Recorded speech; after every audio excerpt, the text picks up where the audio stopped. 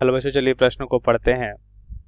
0.5 kilogram द्रव्यमान का एक कण जहाँ पे भी ए इंटू एक्स की घात 3/2 वेग से सरल रेखी गति करता है, जहाँ पे ए दे रखा है 5 प्रति मीटर की घात 1/2 प्रति सेकंड है, जहाँ पे एक्स बराबर 0 से एक्स बराबर 2 मीटर तक इसके विस्थापन में कुल बल द्वारा किया गया कार्य कितना होगा हमें बताना है। तो इस प्रश्न को समझने के लिए सबसे पहले हम प्रश्न की मुख्य अवधारणा को समझेंगे। तो हम यहाँ पे लिखते हैं मुख्य अवधारणा। सबसे पहले हम यहाँ पे देखते हैं कार्य ऊर्जा प्रमेय क्या होता है। कार्य ऊर्जा प्रमेय को हम यहाँ पे समझेंगे। कार्य ऊर्जा प्रमेय तो क्या होता है, किसी भी वस्तु में लगने वाला जो कुल बल है या सभी बलों द्वारा किया गया कुल कार्य गति ऊर्जा में परिवर्तन के बराबर होता है। तो हम यहाँ पे लिख सकते हैं कि किसी वस्तु में सभी बलों द्वारा किसी वस्तु में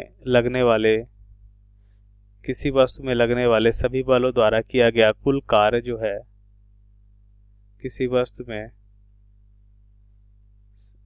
लगे हुए या लगने वाले किसी वस्तु में लगने वाले सभी बलों द्वारा किया गया कुल कार्य क्या होता है, गति ऊर्जा में परिवर्तन के बराबर होता है। गतिज ऊर्जा में परिवर्तन के बराबर होता है। परिवर्तन के बराबर होता है। अगर इसे हम समीकरण में लिखना चाहें या फार्मूले के रूप में, तो हम देखते हैं कि कुल कार्य जो है वो क्या हो जाएगा, गति ऊर्जा में परिवर्तन के बराबर होगा। अब प्रश्नानुसार हम उत्तर को समझते हैं। तो सबसे पहले हमें जो मान दे रखा है उसे यहाँ पे लिखेंगे।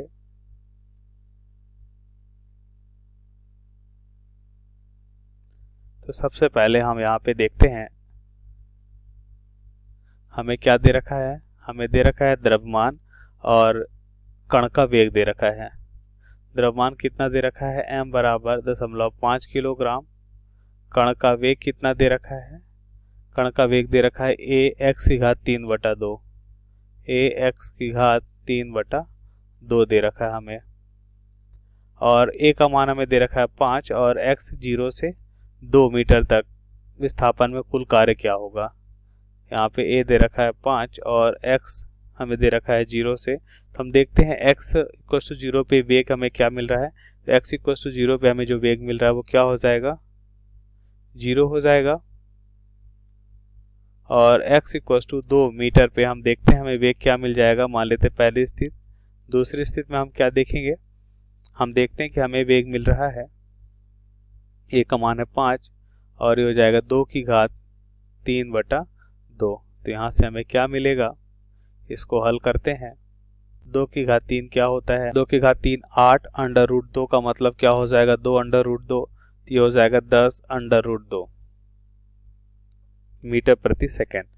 अब हम कार्य ऊर्जा प्रमेय से हम लिख सकते हैं, जैसा कि मुख्य अवधारणा में हमने देखा, कार्य ऊर्जा प्रमेय से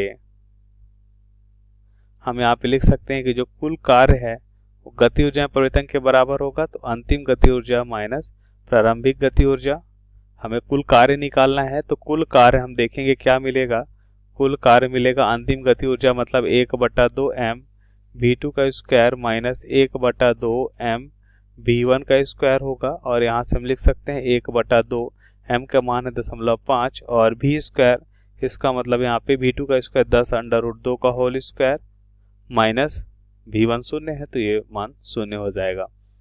तो यहाँ से हम देखते हैं हमें क्या मिलेगा, 1/2.5 दशमलव हटाएंगे तो आएगा 10 गुणा 10 √2 का स्क्वायर कितना हो जाएगा 100 गुणा 2 का स्क्वायर कितना हो जाएगा √2 है, इसलिए यहाँ पे हम देखते हैं कि हमें क्या मान मिलेगा, सिर्फ और सिर्फ मिलेगा 2।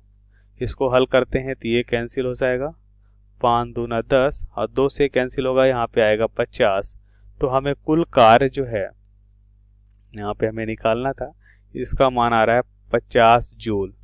तो ये हमारे प्रश्न का सही उत्तर है। आशा करते हैं आपको समझ आया होगा। धन्यवाद।